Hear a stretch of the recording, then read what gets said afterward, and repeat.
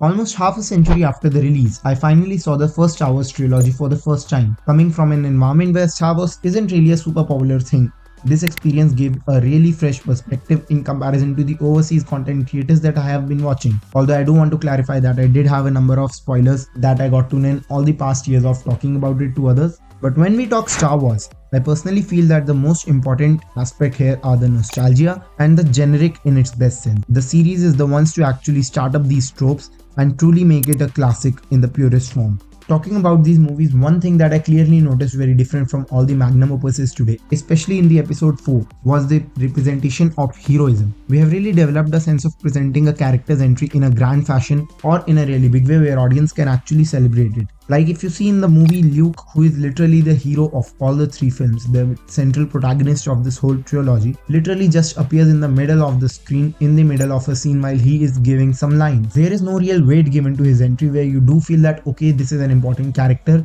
who has entered the conversation or who has entered the meetings. Why today we do expect our main characters to make a special entry in any kind of magnum opus movies that we watch. Another really interesting thing that I personally noticed is the difference in execution of the writing. With all due respect to Sir George Lucas, his style of direction does convey his core to be the writing and that it was his pen whose brainchild was Star Wars and not his camera. You feel the difference of execution from the paper to screen between the first and the next 2 films. Along with that, the one thing which is really clear is the scale of all 3 films.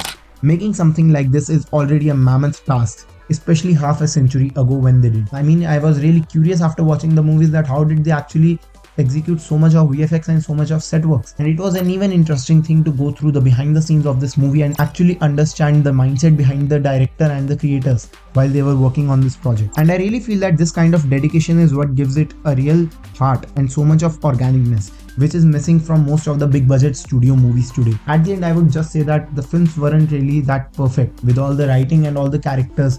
There are a lot of hiccups that I did see, one of them really being that I did not personally find Darth Vader's character to be explored so much in part 1 as I felt he should have been, or that there was any kind of hinting that he would return in the future, or maybe if he is dead or not. There was no kind of intriguingness that was made to his character, and so many other such small things. But even with all those things, the heart and dedication in the trilogy are so much in the right place that the films really justify that cult status and why they're actually the epitome of fantasy and sci-fi genre in the world. And honestly, I am really interested to follow these movies with the sequels and the prequels that have come out, irrespective of the critical reception or the word of mouth that I have personally heard recently.